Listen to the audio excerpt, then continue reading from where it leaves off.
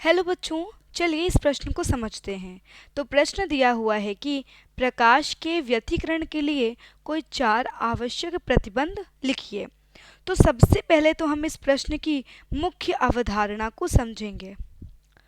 तो इस प्रश्न की मुख्य अवधारणा क्या है? तो इस प्रश्न की मुख्य अवधारणा है प्रकाश का व्यतिकरण। इसके बाद हम समझेंगे कि आखिरकार वो कौन से 4 आवश्यक प्रतिबंध हैं। सबसे पहले तो हम प्रकाश का व्यतिकरण समझेंगे।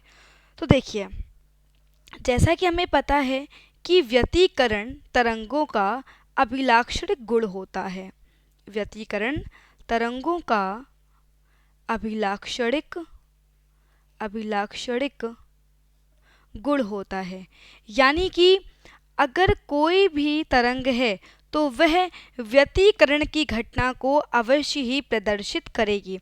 जैसा कि हम जानते हैं कि प्रकाश तरंगों के रूप में चलता है। प्रकाश तरंगों के रूप में चलता है। अतः प्रकाश तरंग भी व्यतिकरण की घटना को प्रदर्शित करेगी। तरंग भी व्यतिकरण की घटना को प्रदर्शित करेगी। चलिए, अब जरा हम लोग समझ लेते हैं कि आखिरकार यह व्यतिकरण की घटना एग्जैक्टली होती क्या है। तो देखिए, इसकी परिभाषा कुछ इस प्रकार है। जब समान आवृत्ति और लगभग समान आयाम की आवृत्ति और लगभग समान आयाम की दो प्रकाश तरंगें किसी माध्यम में एक साथ एक ही दिशा में गमन करती हैं। एक साथ एक ही दिशा में गमन करती हैं तो अध्यारोपण के सिद्धांत के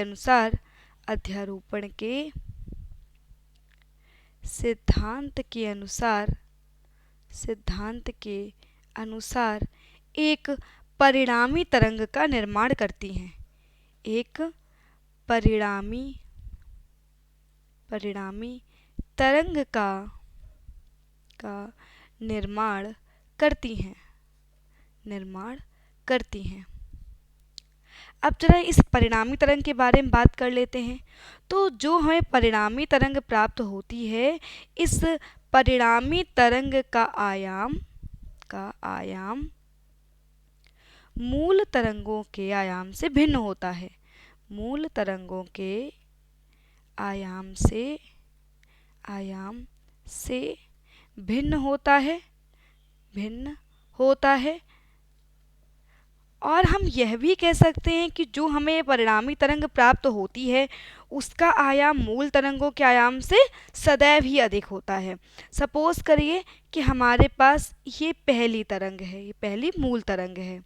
ठीक है, मान लिया कि इसका आयाम क्या है, इसका आयाम मान लीजिए हमने A1 माना। ठीक है, वहीं पर हमारे पास एक दूसरी मूल तरंग है।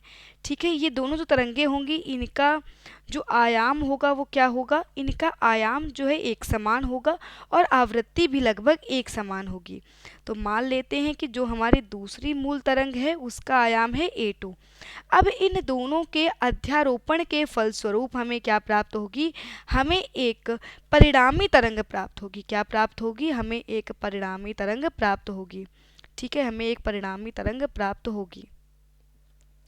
अब जो ये हमारी परिणामी तरंग प्राप्त होगी, ठीक है, अब जो हमारी परिणामी तरंग प्राप्त होगी, इसका जो आयाम होगा वो क्या होगा, उसका आयाम A1 + A2 होगा। तो हम देख सकते हैं कि जो हमारी परिणामी तरंग है, जो यह परिणामी तरंग है उसका आयाम मूल तरंगों के आयाम से भिन्न है।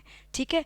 अच्छा, एक बात और है कि जब तरंगों का अध्यारोपण होता है तो इनके फलस्वरूप क्या कह सकते हैं, अध्यारोपण के फलस्वरूप प्रकाश की तीव्रता में भी परिवर्तन हो जाता है।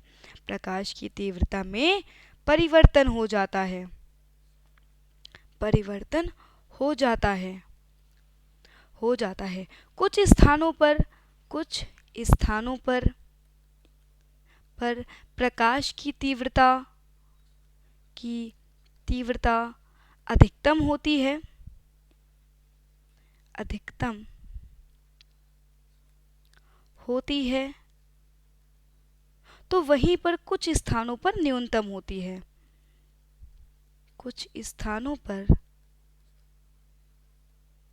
न्यूनतम या कह सकते हैं शून्य होती है, शून्य होती है। इस घटना को प्रकाश का व्यतिकरण कहते हैं। इस घटना को प्रकाश का व्यतिकरण कहते हैं। तो हमने मुख्य अवधारणा को समझ लिया है जो कि है व्यतिकरण। तो व्यतिकरण क्या होता है, जब दो समान आवृत्ति और समान आयाम की दो प्रकाश तरंगें क्या करती हैं, अध्यारोपित होकर के एक परिणामी तरंग बनाती हैं। साथ ही साथ जो प्रकाश की तीव्रता है उसमें परिवर्तन हो जाता है। कुछ स्थानों पर यह तीव्रता अधिकतम होती है तो वहीं पर कुछ स्थानों पर न्यूनतम अथवा शून्य होती है। यह घटना प्रकाश का व्यतिकरण कहलाती है। साथ ही साथ आपको बता दूं कि जो व्यतिकरण की घटना है वो हम कह सकते हैं करीब करीब दो प्रकार की होती है। यानी कि व्यतिकरण दो प्रकार से होता है, एक होता है संपोषी व्यतिकरण, वहीं पर एक होता है विनाशी व्यतिकरण। अब यहाँ पर हम संपोषी और विनाशी व्यतिकरण के बारे में बात नहीं करेंगे। अब हम बात करेंगे उन 4 आवश्यक प्रतिबंधों की जो व्यतिकरण के लिए आवश्यक है। तो लिखेंगे 4 आवश्यक प्रतिबंध, 4 आवश्यक प्रतिबंध। तो चलिए शुरू करते हैं। तो हम सबसे पहले जो है प्रतिबंध की बात करेंगे जो कि है कि यदि व्यतिकरण हमें करवाना है, हम चाहते हैं कि व्यतिकरण की घटना को हमारी प्रकाश तरंग या फिर कोई भी तरंग प्रदर्शित करे, तो उसके लिए क्या होना चाहिए, जो दोनों तरंगे हैं उनकी आवृत्तियां समान होनी चाहिए। तो लिखेंगे दोनों तरंगों की आवृत्तियां समान होनी चाहिए, आवृत्तियां समान होनी चाहिए। वहीं पर जो दूसरा आबंध है, तो दूसरा आबंध क्या है, दूसरा आबंध ये है कि दोनों ही तरंगों के आयाम भी समान होने चाहिए, दोनों तरंगों के आयाम समान होने चाहिए। हम बात करेंगे तीसरे प्रतिबंध की। तो तीसरा प्रतिबंध कहता है कि, या कह सकते हैं कि तीसरा प्रतिबंध होना चाहिए कि दोनों तरंगों को एक ही दिशा में गमन करना चाहिए, यानी कि दोनों तरंगे हैं वो एक ही दिशा में जानी चाहिए। तो लिखेंगे दोनों तरंगों को एक ही दिशा में गमन करना चाहिए। और जो हमारा चौथा प्रतिबंध है, कह सकते हैं सबसे आखिरी प्रतिबंध है, वो यह है कि दोनों स्रोत एक दूसरे के निकट होने चाहिए, दोनों स्रोत एक दूसरे के निकट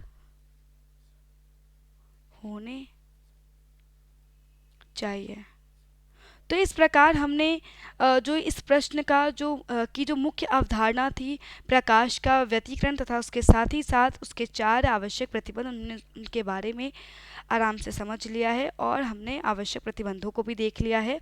साथ ही साथ हमने देखा कि जो व्यतिकरण है वह 2 प्रकार का होता है, संपोषी व्यतिकरण व विनाशी व्यतिकरण। तो इस प्रकार से हमने मूल अवधारणा को समझते हुए 4 आवश्यक प्रतिबंध भी समझ लिए हैं। तो मैं आशा करती हूँ कि आपको यह प्रश्न पूरी तरह समझ में आ गया होगा।